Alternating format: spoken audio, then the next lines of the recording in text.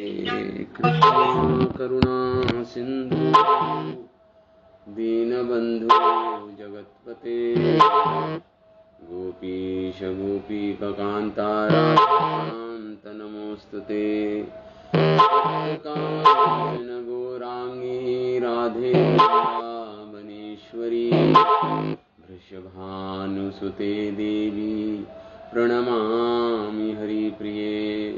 जय श्री कृष्ण चैतन्य प्रभु नित्यानंदा श्री अद्वैत गदाधर शिवासादि गौर भक्त वृंदा। हरे कृष्ण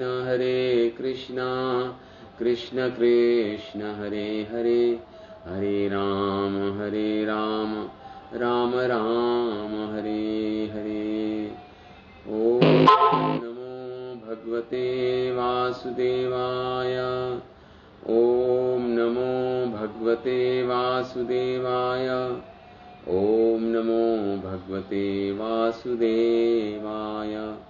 नारायणं च नमस्कृत्यं नरं चैव नरोत्तमं देवीं सरस्वतीं व्यासं ततो जयं मुदीरयेत्। नष्टप्रायेषु भद्रेषु नित्यं भागवत सेवया भगवती उत्तमश्लोके भक्तिर्भवति नैष्टिकी। इदं भागवतं नाम पुराणं ब्रह्मसंहितम् उत्तमश्लोकचरितं चकारा भगवन् ऋषि वसुदेवं सुतं देवं कंसचारूणमर्दनं देवकी परमानन्दं कृष्णं वन्दे जगद्गुरुं। कृष्णाय वासुदेवाय हरये परमात्मने प्रणतक्लेशनाशाय गोविन्दाय नमो नमः। ओम सहना भवतु सहनं भुनक्तु सह वीर्यं करवावहे तेजस्विनावधीतमस्तु मा विद्विषावहे। ओम शांति शांति ओम पूर्णमदा पूर्णमिदं पूर्णात् पूर्णमुदच्यते पूर्णस्य पूर्णमादाय पूर्णमेवावशिष्यते। ओम शांति शांति शांति। तो 10वां स्कंद 31वां अध्याय। हरे कृष्ण प्रभु जी। हाँ हरे कृष्ण। हाँ यस प्रभु। सो 31st चैप्टर गोपियों का विरह गीत। तो हमने पिछले श्लोक में पढ़ा भगवान से गोपियां प्रार्थना कर रही हैं कि हे प्रभु अपने चरण हमारे वक्षस्थल पर रख दीजिए, ये जो ताकि हमारी जो विरह अग्नि है वो शांत हो जाए। तो भगवान के चरणों को अपने वक्षस्थल पर रखने की प्रार्थना कर रही हैं गोपियां। अब इस श्लोक में भगवान के अधरामृत का पान करने की इच्छा व्यक्त कर रही हैं गोपियां। अधरामृत का सूरतवर्धनम शोकनाशनम सुरितवेणुना सुष्टुचुम्बितम् इतररागविस्मारणा वितरवीरन ते अधाधरामृतम्। सूरतवर्धनम शोकनाशनम स्वरितवेणुना सुष्टुचुम्बितम् इतरराग विस्मारणम नृणाम वितरवीरनस् ते अधरामृतम। तो यहां पे भगवान के अधरामृत को कह रही हैं गोपियां कि आप अपने अधरामृत को हमें प्रदान कीजिए। नह ते अधरामृतम, वितर मतलब वितरण कीजिए, हमें दीजिए अपने अधरामृत को। कैसा है अधरामृत भगवान का? सूरत वर्धनम शोकनाशनम, जो प्रेम वर्धक है, सूरत वर्धनम, जो प्रेम को बढ़ाने वाला भगवान का अधरामृत। और दूसरा विशेषण बता रही है उस अधरामृत का, शोक नाशनम, सारे दुखों को नष्ट करने वाला, शोक को नष्ट करने वाला। ऐसा भगवान का अधरामृत है। स्वरित वेणुना सुष्टु चुंबितम। और अधरामृत जो वेणु है आपकी,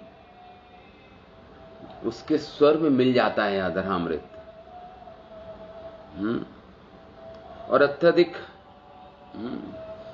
वो जो वेणु जो सदा सदा आपके अधरामृत का पान करती रहती है।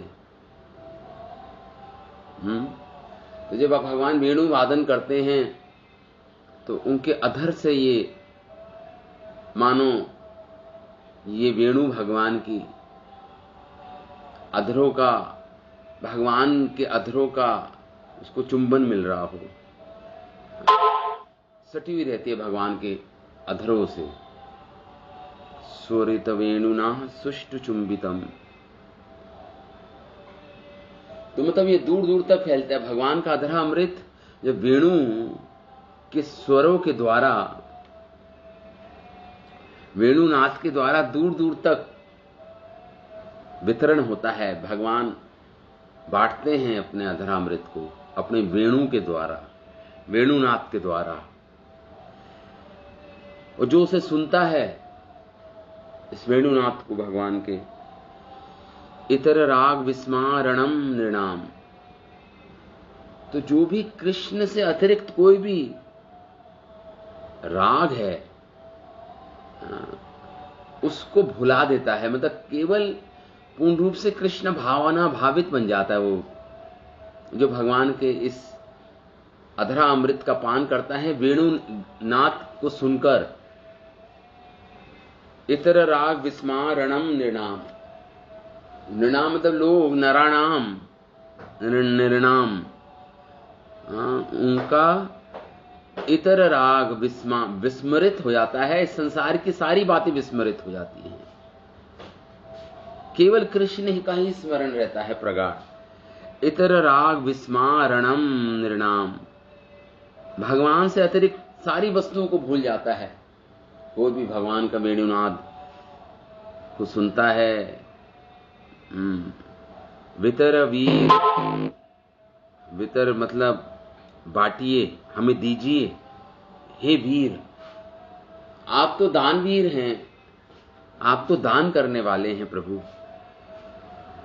तो अपने अधरामृत को हमें भी, न अस्ते अधरामृतम, हमें भी अपने अधरामृत का दान दीजिए आप, गोपियां कह रही हैं। हम लोगों को भी,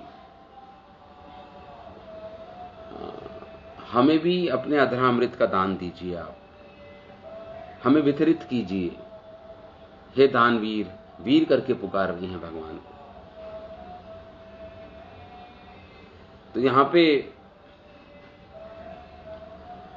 श्रील विश्वनाथ चक्रवर्ती ठाकुर अपनी सारथ दर्शनी टीका में इस श्लोक के विषय में लिखते हैं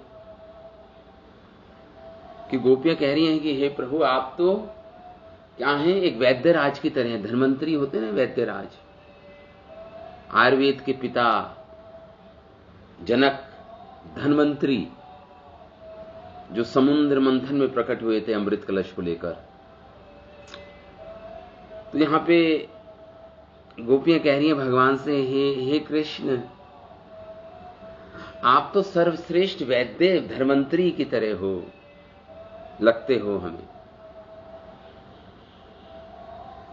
तो हमें कोई ऐसी औषधि दो जिससे हमारा आपके प्रति प्रेम खत्म हो जाए, क्योंकि हम बहुत दुखी हैं। विरह में हम इतने दुखी हैं, तापित है हमारा हृदय। हमें ऐसी औषधि दो कि हम आप से प्रेम करना भूल जाएं। हम अत्यधिक दुखी हैं, विरह पीड़िता हैं हम। तो आप हमें क्या मांग रही हैं गोपियां? आप हमें अपने अपने होठों का अधरामृत, मतलब अधरामृत हमें औषधि के रूप में आप हमें प्रदान कीजिए प्रभु। आप हमें अधरामृत औषधि के रूप में प्रदान कीजिए, ताकि जो काम इच्छा है, जो प्रेम इच्छा है हमारी, उससे हमें वो शमन हो जाए, उसका प्रशमन हो जाए। प्रशमन मतलब शमन हो जाए, हमें थोड़ी राहत मिले हमारी काम इच्छा से, प्रेम इच्छा से। तो हमें आप अधरामृत औषधि के रूप में दीजिए हमें। तो मानो भगवान कहें कि आप दानवीर हो, भगवान कहें अरे ये तो बहुत कीमती वस्तु है, ये अधरामृत मेरा। यहां पे मानो भगवान कहें गोपियों को, अगर गोपियों को कहें कि ये तो बड़ी ही मूल्यवान वस्तु है मेरा अधरामृत, तो अत्यंत कीमती है और इसको मैं बिना मूल्य के नहीं दे सकता। मानो भगवान कृष्ण कहें गोपियों को। तो गोपियां कह रही हैं, प्रभु आप तो वीर हैं, मतलब दानवीर हैं, आप तो बड़े दाता हैं। यहां पे गोपियां कह रही हैं, आप तो निष्प्राण को सप्राण करने के लिए औषधि बिना मूल्य के दिया करते हैं। आप तो अपनी वेणु को बिना मूल्य अपना अधरामृत का पान करा रहे हैं। जो निष्प्राण एक बांस की बनी हुई वेणु है, निष्प्राण, आप तो उसको अपना अधरामृत बिना मूल्य के दे रहे हैं, और आप हमसे इसका मूल्य मांग रहे हैं प्रभु। हे कृष्ण, ऐसे प्रकार बोल रही हैं।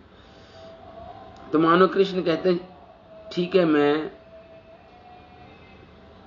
औषधि तुम्हें बिना मूल्य दे भी दूं तो तुम्हारा रोग इससे भी नहीं जाएगा, क्योंकि कुपथ्य मतलब जो रोगी को एक डाइटरी रिस्ट्रिक्शन करते हैं ना, कि क्या खाना है क्या नहीं खाना, केवल औषधि से काम नहीं बनता, उसको परहेज रखना पड़ता है, क्या खाना है क्या नहीं खाना, पथ्य क्या है, कुपथ्य क्या है। तो भगवान कह रहे हैं, लेकिन कुपथ्य करने वालों की, कुपथ्य मतलब जो खाने योग्य नहीं है, वो खाते हैं तो इतनी मेरे औषधि देने के बाद भी उनका रोग नहीं जाएगा।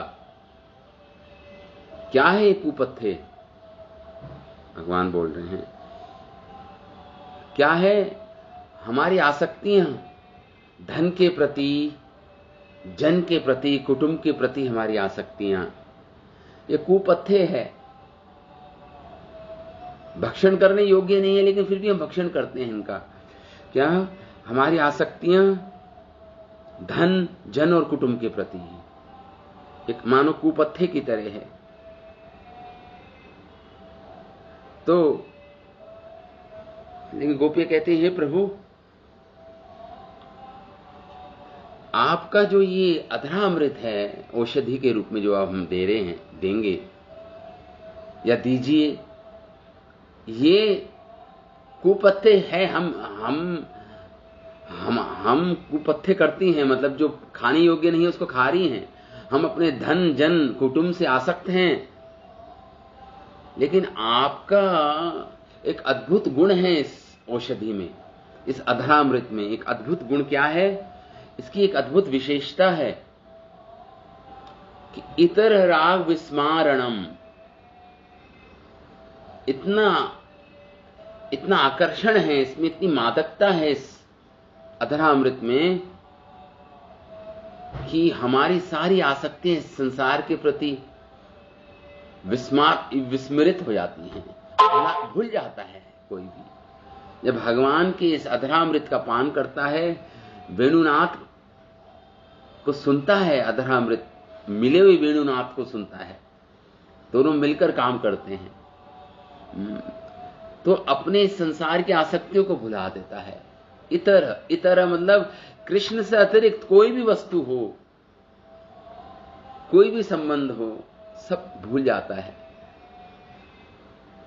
स्वतः मतलब इतना अधिक रस मिलता है कि जो लोअर टेस्ट होते हैं ना, इस संसार के सो कॉल्ड रस हैं, उसको भुला देता है जीव। इतर राग ते विस्मारणम, गोपियां कह रही हैं। कृष्ण के अन्य अतिरिक्त जो भी वस्तु है, जो भी संबंध है, जो भी हमारी आसक्तियां हैं जिन वस्तुओं से, वह सबको भुला देता है। भगवान के अधरामृत का इस वेणुनाथ में मिले हुए स्वर को सुनकर इस प्रकार ये विशेष औषधि है, ये भगवान का अधरामृत। ये औषधि कुपत्थे के स्वाद को बुला देती है। रसो हम अपसु कौन रसवर्जम रसो अपि अस्या। रसवर्जम, जब किसी को हाई टेस्ट मिलता है तो लोअर टेस्ट हट जाता है स्वतः। उसको बहुत प्रयास नहीं करना पड़ता। अपने इस संसार में जो भी वह रस प्राप्त करने का प्रयास कर रहा है या रस ले रहा है, जो भी जिसे रस समझ के रस ले रहा है, जिसे सुख समझ के भोग रहा है, उसको भूल जाता है। जब कृष्ण का रस, अधरामृत का रस प्राप्त होता है उसको, कृष्ण का अधरामृत रस का गोपियों के लिए तो अधरामृत है, भगवान के होठ हैं, लेकिन हमारे लिए, हम साधकों के लिए भगवान का प्रसाद, भगवान का महाप्रसाद ही हमारे लिए भगवान का अधरामृत है। भगवान का महाप्रसाद जब हम प्राप्त करते हैं तो वही हमारे लिए अधरामृत का पान करने के बराबर हुआ, हम साधकों के लिए। तो इसलिए कह रही है, हे दानवीर, हम आपके जन हैं, हमें अपना अधरामृत का दान करो। इस प्रकार गोपियां श्लोक में बोल रही हैं।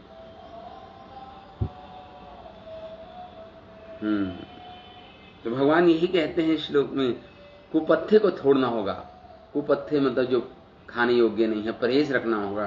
क्या है, किंतु इस जगत में लोगों का भोजन तो संपत्ति है, अनुयायी है, परिवार इत्यादि आसक्तियां हैं जो बुरा है। अतः इन्हें ऐसा बुरा भोजन मिलता हो, उन्हें वह औषधि नहीं मिलनी चाहिए जिसे तुम लोगों ने मांगा है। इन्हें जो ऐसा भोजन कर रहे हैं तो उनको ये औषधि नहीं मिलनी चाहिए, मानो भगवान कहें इस प्रकार। कितने गोपियां कहते हैं, प्रभु इस औषधि के अन्य सारी इस औषधि से अन्य सारी आसक्तियां विस्मृत हो जाती हैं, टूट जाती हैं। ये औषधि इतनी अद्भुत है कि बुरे भोजन की आदत को भी ठीक कर देती है ये औषधि। इसलिए हे वीर, हमें अपना अधरामृत दे दो, क्योंकि आप बड़े दानी हो, वीर हो, आप दानवीर हो आप। इस प्रकार गोपी श्लोक में बोल रही हैं। ये कृष्णाचार्य ठाकुर का टीका है इस पर, इस तरह सुंदर टीका है।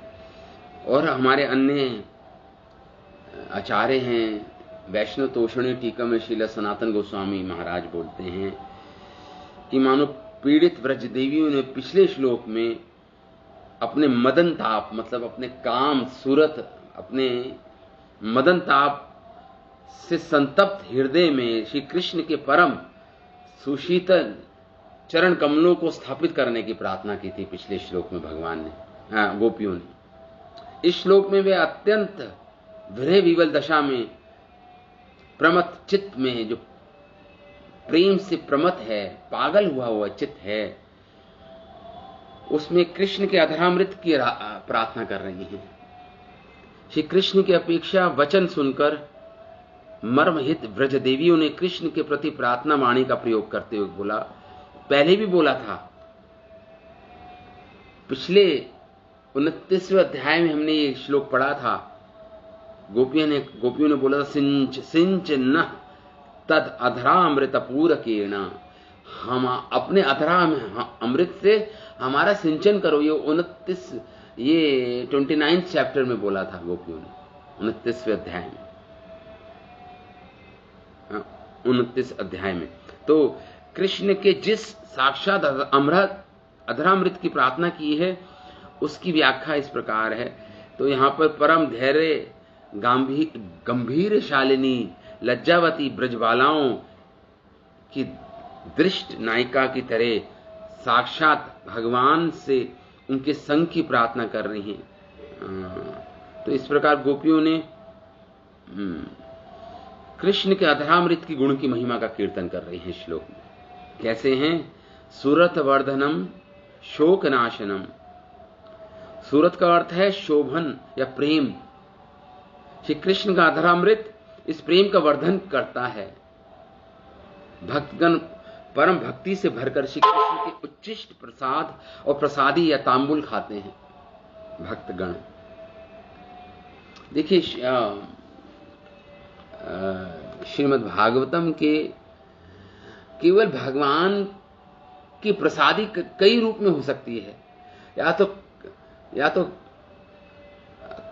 खाद्य भोजन में हो सकती है, या भगवान का जो भगवान ने वस्त्र पहन रखे हैं वो भी आपको प्रसादी के रूप में मिल सकते हैं। भगवान ने जो अलंकार पहन रखे हैं, जो विभूषित हैं जिससे भगवान, वो भी आपको प्रसाद के रूप में मिल सकती है। इसलिए तो हमारे लिए तो वही अधरामृत है भगवान का। इसलिए उद्धव जी बोलते हैं 11वें स्कंद में भगवान को, हे प्रभु त्वया उपभुक्त सग्रंथ, सग्र मतलब आपकी माला जो आपने पहन रखी है, और आपकी गंध मतलब इत्र जो भगवान को लगाते हैं, वासालंकार चर्चिता, जो आपने वस्त्र पहन रखे हैं, जो आपने अलंकार पहन रखे हैं, आभूषण, उच्चिष्ट भोजिनो दासः, ये हम तो इसी को उच्चिष्ट मान के, आपका झूठन मानकर इसी का जब हम भोग करेंगे, जब हम इसको स्वीकारेंगे आपके झूठन को, वो झूठन किसी भी रूप में हो सकता है, आपके कपड़ों के रूप में, आपके अलंकार के रूप में, आपके गंध, आपकी उतारी मालाओं, फूलों की माला के रूप में जब पुजारी हमें देते हैं, वो आपका उच्चिष्ट। तो कह रहे हैं दास तब, हम आपके दास, तब मायाम जयम ही, तब मायाम जयम ही, मतलब हम आपकी माया को जीत लेंगे केवल आपका उच्चिष्ट प्राप्त करके, केवल आपके उच्चिष्ट का सेवन करके हम आपकी माया को जीत लेंगे बड़े ही सरलता से। जिस माया को जीतने के लिए बड़े बड़े योगी जन, ध्यानी जन तप करते हैं, फिर भी हार जाते हैं भगवान की माया शक्ति से। तो यहाँ पे कह रहे हैं आपके जो भक्त हैं बड़े ही सरलता से इस माया को जीत लेते हैं। कैसे जीत लेते हैं? आपका उच्चिष्ट प्राप्त करके, आपका उच्चिष्ट का सेवन करके, वो खाद्य पदार्थ के रूप में हो, भगवान के आभूषणों के रूप में हो, भगवान के वस्त्रों के रूप में हो, या भगवान की उतारी फूल माला के रूप में हो। तो हम केवल उसी को प्रसाद के रूप में प्राप्त करके भगवान की माया को जीत लेंगे, भगवान आपकी माया को जीत लेंगे हम। इस प्रकार उद्धव जी बोल रहे हैं 11वें स्कंद में। चैतन्य महाप्रभु चैतन्य चरितमिता में बोलते हैं, आजी मोर पूर्ण हइलो सर्वाभिलाष। ये सार्वभौम भट्टाचार्य एक बहुत बड़े ज्ञानी थे, बहुत बड़े वेदांती थे, वेदांत में पारंगत थे। हाँ, लेकिन जब भक्त बने, भगवान ने उनको भक्त बना दिया वेदांती से, सार्वभौम भट्टाचार्य को। कितने अनेक सन्यासी उनके गाइडेंस में वेदांत का पाठ करते थे, इतने बड़े ज्ञानी थे, वेदांती थे। तो आज महाप्रभु जगन्नाथपुरी मंदिर में गए, वहां पे जो प्रसादी मिली भगवान की, जगन्नाथ जी की, तो सार्वभौम भट्टाचार्य को दे रहे हैं वो प्रसाद आज भगवान। आज ही मोर पूर्ण होइल सर्व अभिलाष। तो सार्वभौम भट्टाचार्य उस समय स्नान भी नहीं किया था उन्होंने, इतने तो उन्होंने तुरंत, महाप्रभु ने जो प्रसाद दिया तुरंत उन्होंने उसका पान किया, उसको स्वीकारा, उस प्रसाद को जगन्नाथ जी के। तो महाप्रभु बोल रहे हैं इन श्लोकों में, चैतन्य चरितमृता के श्लोकों में, कि आजी मोर पूर्ण हइलो सर्व अभिलाष, मेरा आज सारी इच्छा पूरी हो गई। सार्वभौम सार्वभौमेल हइलो मां प्रसाद विश्वास, आज सार्वभौम भट्टाचार्य को महाप्रसाद पर श्रद्धा हो गई है। श्रद्धालु हो गए हैं महाप्रसाद, विश्वास हो गया है महाप्रसाद की महिमा पर। आजी तुमी निश कपटे कैला कृष्णाश्रय, कह रहे महाप्रभु हे सार्वभौम, आज तुमने भगवान का प्रसाद पाके आज तुमने कृष्ण का पूर्ण रूपेण आश्रय ले लिया है। कृष्ण आजी निष्कपटे तुम्हारा हैलो सदै, और आज कृष्ण निष्कपट भाव, तुम्हारा निष्कपट भाव देखकर कृष्ण तुम पे बड़े ही दयालु हो गए हैं, कृपालु हो गए हैं, सदय हो गए हैं, दयालु हो गए हैं तुम पर। आजी से खंडी लो तोमार देहादि बंधन, और आज तुमने महाप्रसाद प्राप्त करके तुम्हारा देह, कुटुंब, जन, अनुयायियों के प्रति जो तुम्हारी आसक्तियां थी आज खंडन हो गया उसका, उस देहादि बंधन से मुक्त हो गए हो तुम आज। चैतन्य महाप्रभु कह रहे हैं सार्वभौम भट्टाचार्य को, आजी तुम छिन कैले मायार बंधन, आज तुमने माया के बंधन को तोड़ दिया है। आज तुमने प्रसाद पाके भगवान की माया को जीत लिया है। आजी कृष्ण प्राप्ति योगे हैलो तुम्हार मन, आज तुम्हारा मन कृष्ण प्राप्ति के योग्य हो गया है। आज तुम्हारा मन प्राप्ति के योग्य हो गया है। वेद धर्म लंघी कैला प्रसाद भक्षण, सार्वभौम आज तुमने वेद धर्म का लंघन किया है, क्योंकि वेद कहते हैं बिना नहाए धोए, बिना स्नान किए आप भगवान का प्रसाद नहीं प्राप्त करना चाहिए, कुछ नहीं खाना चाहिए। लेकिन आज तुमने कृष्ण प्रसाद पाया है, तुमने आज वेद लंघन किया है और तुमने प्रसाद का भक्षण किया है, लिया है। आज तुम कृष्ण को प्राप्त करने योग्य हो गया है आज तुम्हारा मन। हाँ, ये महाप्रभु कह रहे हैं। तो स्कंद पुराण में उत्कल खंड में भी ऐसा लिखा है, भगवान जगन्नाथ जी की प्रसाद की महिमा गाई है उस ग्रंथ में। स्कंद पुराण सबसे बड़ा पुराण है सारे पुराणों में से। स्कंद पुराण की उत्कल मतलब होता है जगन्नाथपुरी, उस क्षेत्र को उत्कल क्षेत्र भी बोलते हैं। तो पूरी जगन्नाथपुरी के प्रसाद की महिमा गाई है उस पुराण में। केवल एक बार देवर्षि नारद ने माता लक्ष्मी की उपासना की और माता लक्ष्मी से कहा, हे प्रभु, हे माता, मुझे भगवान नारायण का उच्चिष्ट दे दो, प्रसाद ग्रहण करना चाहता हूं। तो माता लक्ष्मी ने कहा कि देवर्षि, हे पुत्र, भगवान ने इसके लिए मुझे भगवान ने ये चेतावनी दी है कि तुम मेरा महाप्रसाद किसी और को नहीं दोगी, केवल महालक्ष्मी के लिए है वो। तो इसलिए मैं असमर्थ हूं तुम्हें महाप्रसाद देने में। तुम नारद जी ने मांगा माता लक्ष्मी से, तो नारद जी बोले, ऐसा करना जब भगवान का मुख उस तरफ हो, दूसरी तरफ, उस समय आप चुपके से मुझे गुप्त रूप में दे देना महाप्रसाद। तो महालक्ष्मी करुणामयी हैं, अपने पुत्र की इस प्रार्थना को स्वीकार कर लिया। तो उन्होंने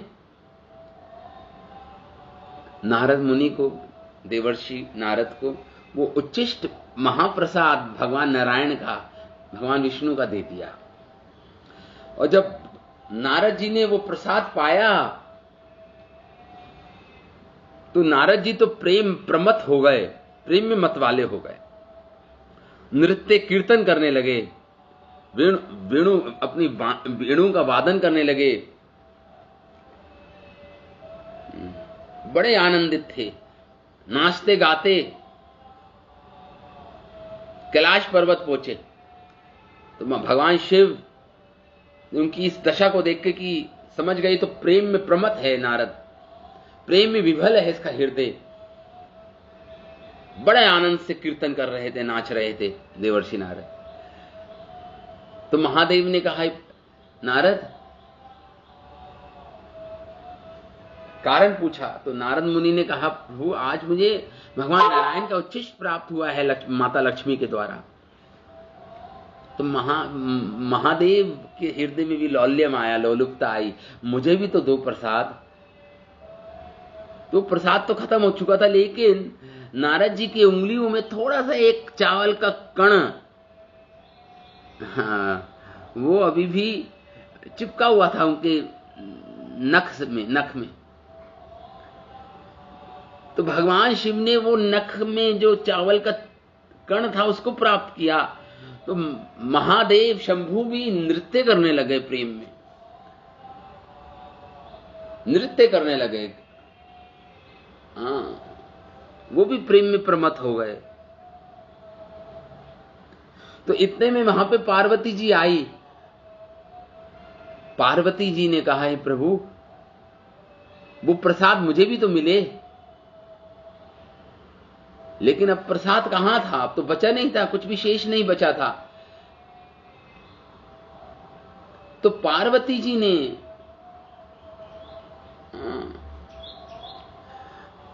क्या किया?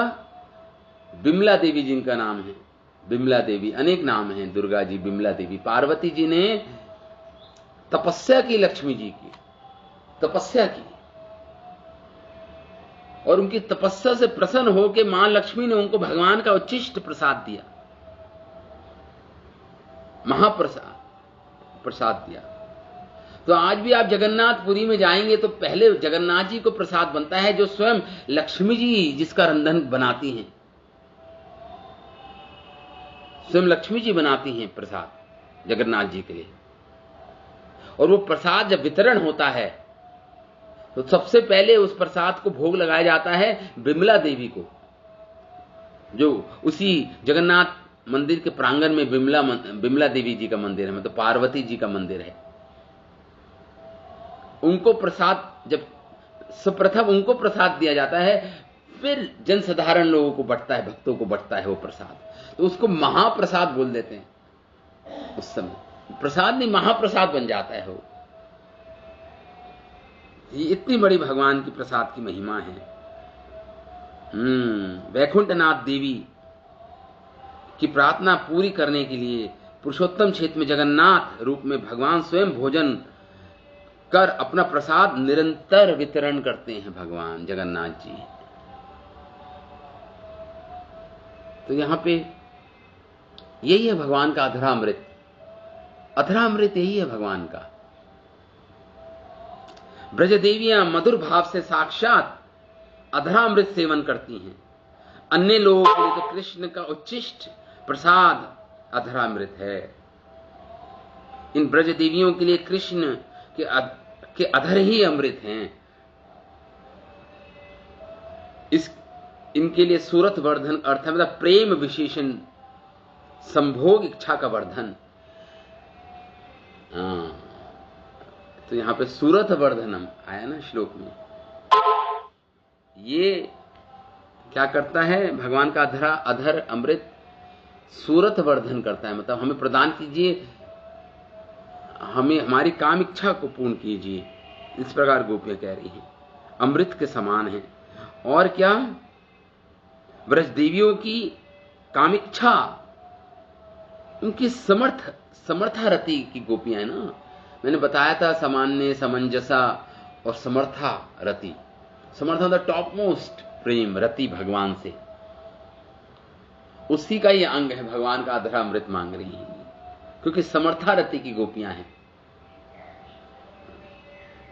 तो लेकिन याद रखिए, जब गोपियां ये प्रार्थना कर रही हैं भगवान से, भगवान के अधरामृत को पान करने की जो प्रार्थना कर रही हैं श्लोक में, इसमें आत्मेंद्रिय सुख वासना की गंध भी नहीं है। अपने इंद्रियों को सुख देने की वासना की गंध भी नहीं है इसमें। ये शुद्ध प्रेम अवस्था है गोपियों की, समर्था रति की गोपियां हैं ये।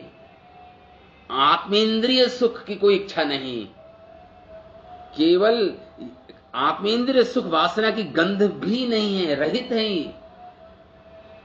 तो केवल एक ही इच्छा है, कृष्णेंद्रिय सुख भावना से युक्त है ये गोपियों की इच्छा। कृष्णेंद्रिय सुख भावना से युक्त है ये गोपियों की इच्छा।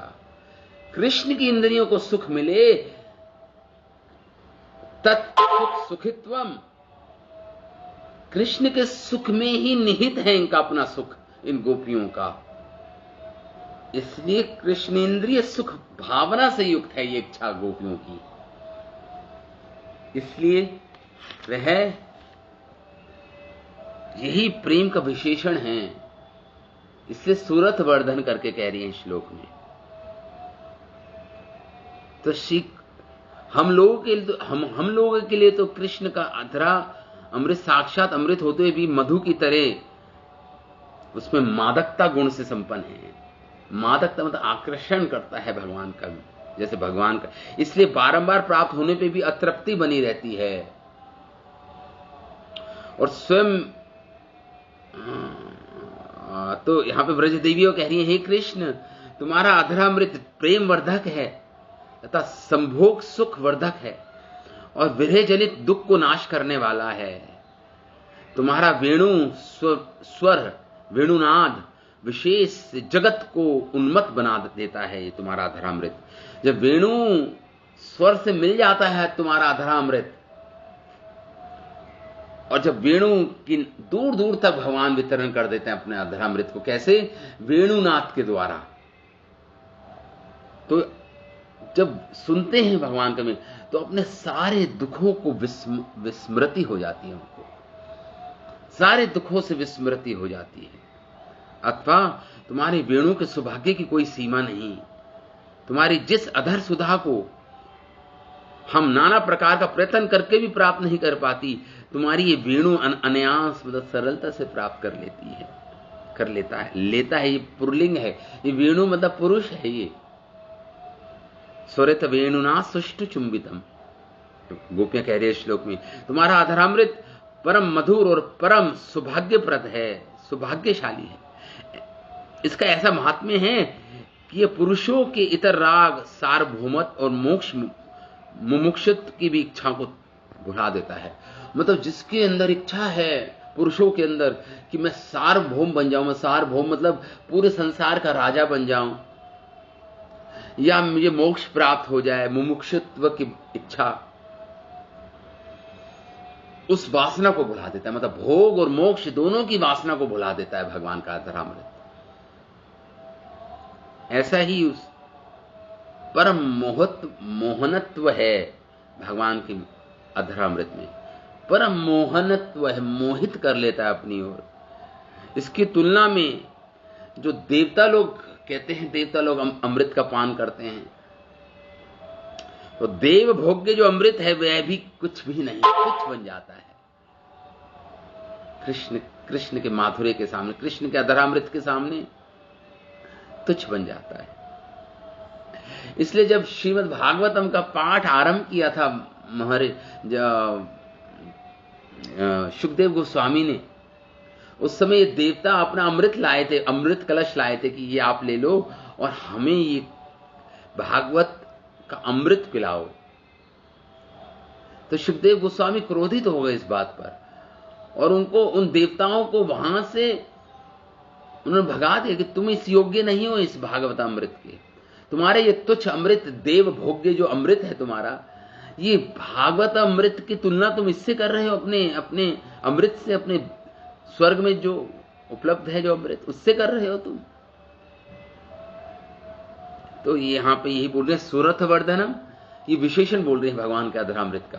सुरथ वर्धनम, शोकनाशनम और इतर राग विस्मारणम, सारे अन्य वस्तुओं को भुला देता है। सूरत वर्धन है, गोपियों की इच्छा को और बढ़ा देता है, काम इच्छा को। शोक नाशम, सारे दुखों से मुक्ति दिलवा देता, मतलब गोपियों के लिए वीरे ताप को शांत करता है ये अधरामृत। गोपियों का सबसे बड़ा दुख क्या है, शोक क्या है? भगवान का संग नहीं मिलना ही उनके लिए सबसे बड़ा शोक का कारण है। तो गोपियों के लिए तो शोक नाशनम का अर्थ हो गया भगवान अपना अधरामृत देखे उनके इस शोक का नाश करते, नष्ट करते हैं। और हम लोगों के लिए अर्थ हो गया कि भगवान हमारे इस संसार के सारे त्रिताप, पंचक्लेश, इससे हम मुक्त हो जाते हैं भगवान का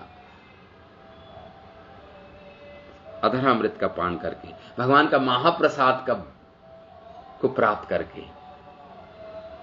तो इस प्रकार यहां पे गोपियां ये कह रही हैं कि कृष्ण का अधरामृत परम पुरुषार्थ है। पुरुषों के राग की विस्मृति कराता है। फिर स्त्रियों की तो बात ही क्या है, सर्वोपरि हम लोग के तो प्राण ही तुम में रखे हैं, वे हमारा इतर राग नष्ट करेगा, ये कहना ही पर्याप्त है। शाश्वत स्विषयक स्पृहा जगाकर हमारे हृदय में अन्य समस्त स्पृहा का अत्यंत अभाव कर देता है। ये स्पृहा मतलब इच्छा, ये भगवान को प्राप्त, अधरामृत को प्राप्त करने की जो इच्छा है वह उनको सारी और इच्छाओं से मुक्त करा देता है।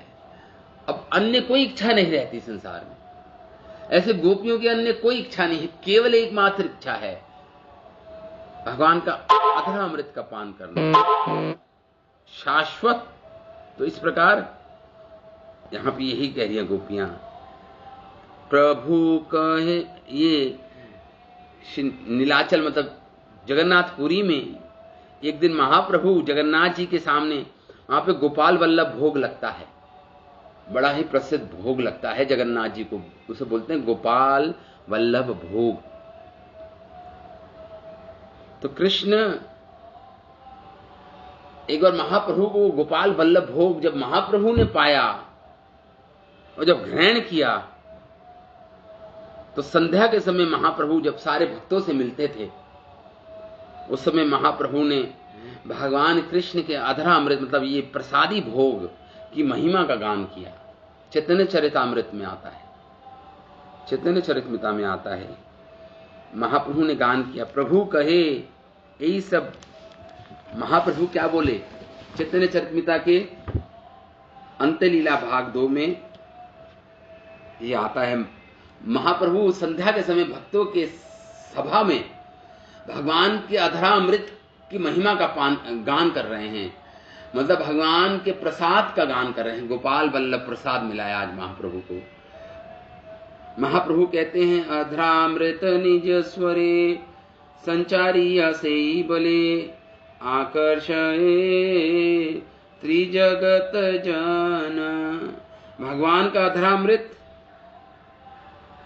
जो मिला हुआ है उनके निज स्वर में, मतलब वेणुनाद में भगवान का जो अधरामृत मिला है, संचारी से ही बले, संचारित मतलब दूर दूर तक फैलता है ये, और आकर्षण त्रिजगत, तीनों लोगों को आकर्षित करता है भगवान का वेणुनाद, भगवान का अधरामृत से मिला हुआ। आमारा धर्म भय करी रही यदि धैर्य धरी, तबे अमाए करे विलंबन। ये गोपियां महाप्रभु राधा भाव में, गोपियों के भाव में बोल रहे हैं सब, किंतु यदि हम गोपियां अगर हम हमारा, यहां पे है, प्रभु कहे यही सब है प्राकृत द्रव्य, ऐश्वर्य कपूर मरीच इलायच लवंग गव्य।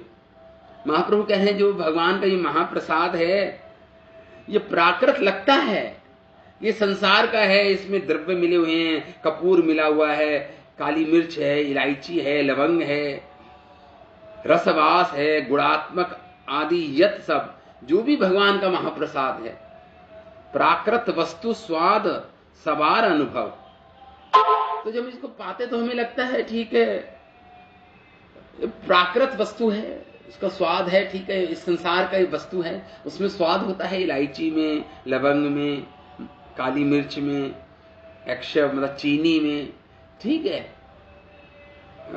हमें इस प्राकृत वस्तुओं का स्वाद हम जानते हैं, हम सब जानते हैं। लेकिन महाप्रभु कहते से द्रव्ये आस्वाद गंध लोकातीत आस्वाद करिया देख सबार प्रतीत। लेकिन जो ये भगवान का, जब वो भगवान को भोग लगा दिया जाता है और जब भगवान का उच्छिष्ट प्राप्त होता है महाप्रसाद, तो उसमें उसका स्वाद, उसका गंध इस संसार से परे हो जाता है, लोकातीत हो जाता है, मतलब संसार से परे की वस्तु हो जाती है, आध्यात्मिक बन जाती है वो वस्तु। आस्वाद करिया देख सबार प्रतीत। और जब लोग इसका प्रसाद, इसको प्राप्त करते हैं, भगवान के महाप्रसाद को, इसकी गंध, इसका स्वाद इतना अपूर्व आनंद देने वाला होता है। ये कह रहे आस्वाद करिया देख सबार प्रतीत, सबको ये प्रतीत होता है कि कितनी अलौकिक प्रसाद को हम प्राप्त कर रहे हैं, इसमें दिव्य गंध है, इसमें दिव्य स्वाद है, अलौकिक स्वाद है इसमें। आस्वादा दूर रहो यार गंधे माते मन। स्वाद की तो बात छोड़ो, केवल गंध ही, उसका सुगंध ही मानो मत को मतवाला कर देता है कृष्ण प्रेम में। माते मन आपन बिना अर्थे माधुर्य कराए विस्मरण।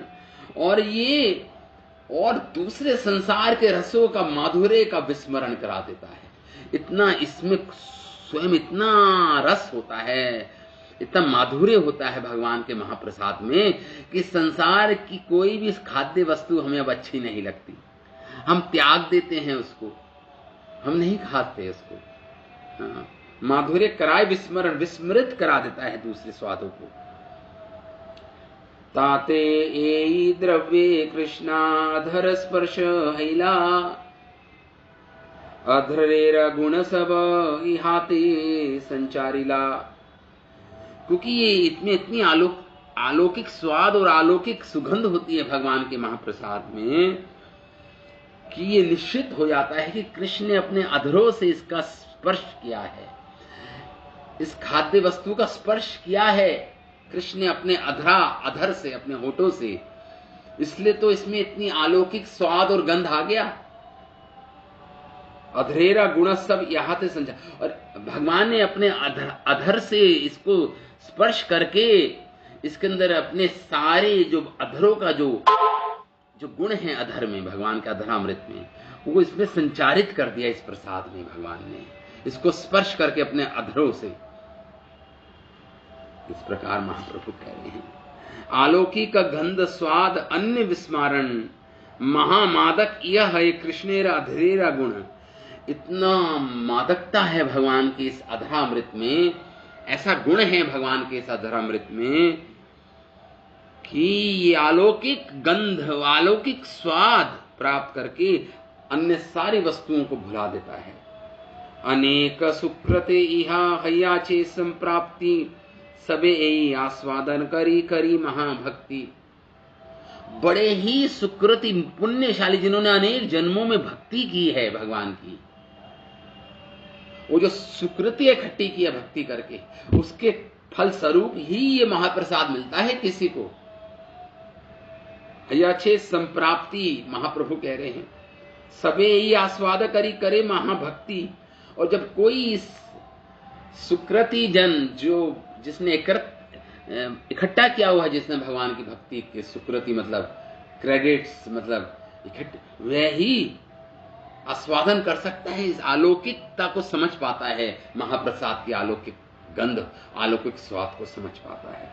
मां भक्ति को प्रदान करने वाला है ये भगवान का प्रसाद। इति ध्वनि करे सबे कैला आस्वादन आस्वादिते प्रेम मत हैला सबार मन। और जब इस अधरामृत में हरि ध्वनि मिल जाती है, भगवान की वेणुनाद मिल जाता है, जब सुनते हैं सब और मानो भगवान का अधरामृत का आस्वादन कर रहे हों, तो प्रेम में मत हो जाते हैं, प्रमत्त हो जाते हैं प्रेम में, प्रेम वश में उन्मत्त हो उठते हैं वो। प्रेमावेशे महाप्रभु।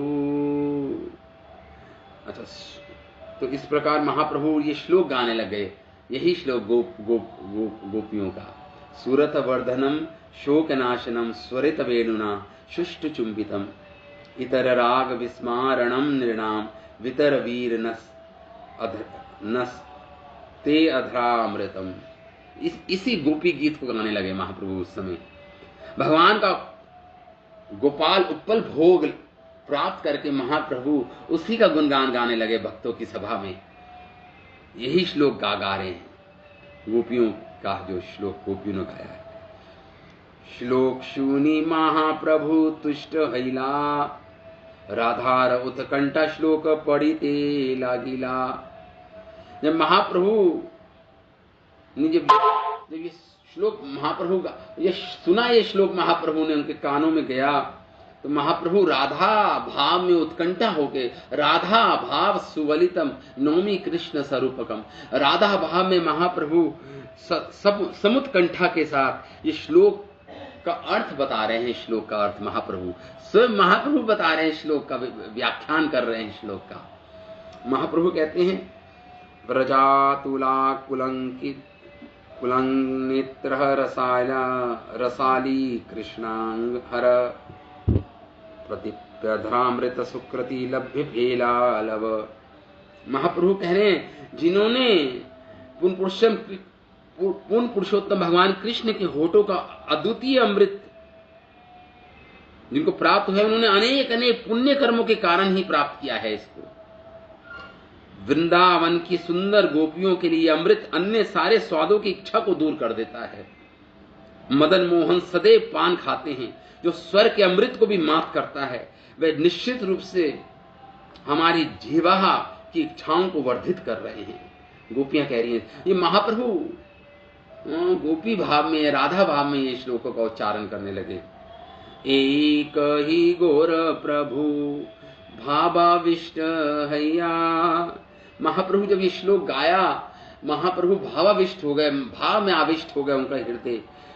दुई श्लोक का अर्थ को प्रलाप करिया, और महाप्रभु इसका अर्थ कह के प्रलाप करने लगे, रोने लगे, रोदन करने लगे। महाप्रभु इसका अर्थ बतलाने लगे। इस श्लोक का अर्थ क्या है, जैसे जो श्लोक हम पढ़ रहे हैं, इसका अर्थ क्या बता रहे हैं महाप्रभु। तनु मन कराय शोभ बढ़ाए सुरथ लोभ हर्ष शोकादि भार विनाशाय। तनु मन कराए शोभ, ये तन और मन को लोभित कर देता है और सूरत का वर्धन कर देता है, मतलब काम इच्छा का वर्धन कर देता है। हर्ष शोकादि भराए भार विनाशाय, और हर्ष शोक संताप भुला देता है संसार का। पासराए अन्य रस जगतिरात्मवश लज्जा धर्म धैर्य करे शय। तो ये रस को प्राप्त करके भगवान का अधरामृत का इतना ये वशीभूत कर लेता है कि गोपी अपनी लज्जा, अपना धर्म, अपना धैर्य सब भुला देता है, सब छोड़ देती हैं। नागर सुन तुम्हारा अधर चरित्र। हे नागर, हे कृष्ण, राधा रानी कह रही है, तुम अपने इस अधरामृत को सुनो इसका चरित्र कैसा है, तुम्हारे अधरामृत का। मातार नारी में मन, ये हम नारियों के मन को मतवाला कर देता है प्रेम में। जीवा करे आकर्षण, हमारी जीवा को आकर्षित करता है। विचारित सब विपरीत, हमें बिल्कुल विपरीत बुद्धि वाला बना देता है। हम अपनी लज्जा छोड़ देती हैं, अपना कुल धर्म, अपना वेद धर्म सब छोड़ देती हैं। ऐसा हमें प्रेम में प्रमत्त कर देता है तुम्हारा यह अधरामृत। गोपियां कह रही हैं, आछू का नारी रकाए कही ते वासी लाज, तुम्हारा अधरा बड़ा धृष्ट राय। अरे बड़ा धृष्ट है तुम्हारा, धृष्ट राय मतलब बड़ा ही निर्लज है तुम्हारा अधरामृत। आछू का नारी रकाए कही ते वासी लाज, जो नारी इसको सुनती है उसकी लज्जा चली जाती है। पुरुष केवल नारियों के मन को आकर्षित नहीं करता, बड़ी लज्जा की बात है, पुरुषों के मन को भी आकर्षित कर लेता है।